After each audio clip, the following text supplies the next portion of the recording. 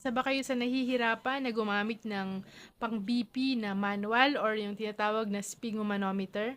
Kailangan yung araw-araw na i-check yung blood pressure nyo kasi high blood kayo, kasi may iniinom kayong gamot. May solusyon po para dyan. May nabili ako guys na pang-BP na electronic or digital. Okay?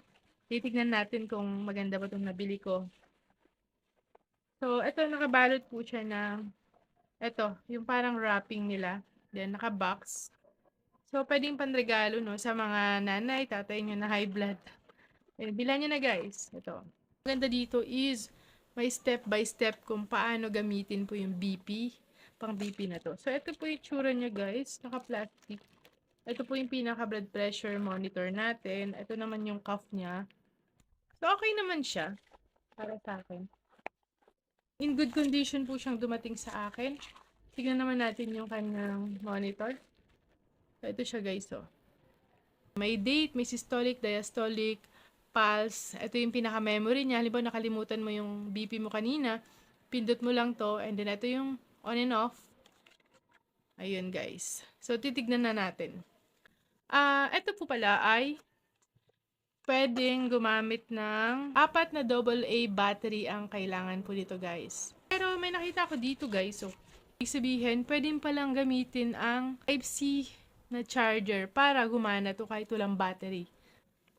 Suksok nyo lang maigi dyan, i-fit nyo lang po dyan. Itong pinaka-cord po niya na to ay dapat nakatapat sa atin pong brachial artery dito.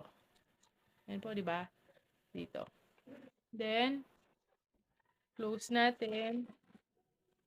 Not too tight, not too loose.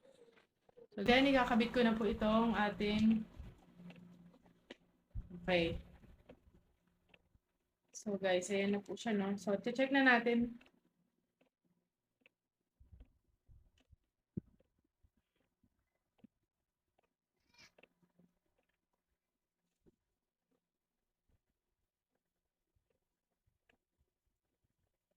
Ang BP ko ay 117/80. Kita nyo ba? 117/80. Ang nagustuhan ko lang po dito guys is kahit wala akong battery, nagamit ko pa rin siya gamit ang connector or charger ng cellphone. Kaya maganda ito sa mga naubusan ng battery o kaya nalolobat yung battery. So itong magandang pang BP natin is napakadaling gamitin. So, nagustuhan ko talaga. Magagamit ko na ito sa mga pasyente ko or dun sa mga friends ko na gusto mag-BP. Kahit wala akong battery, nasaksak ko lang, gamit ang Type-C charger, ayun, pwede na.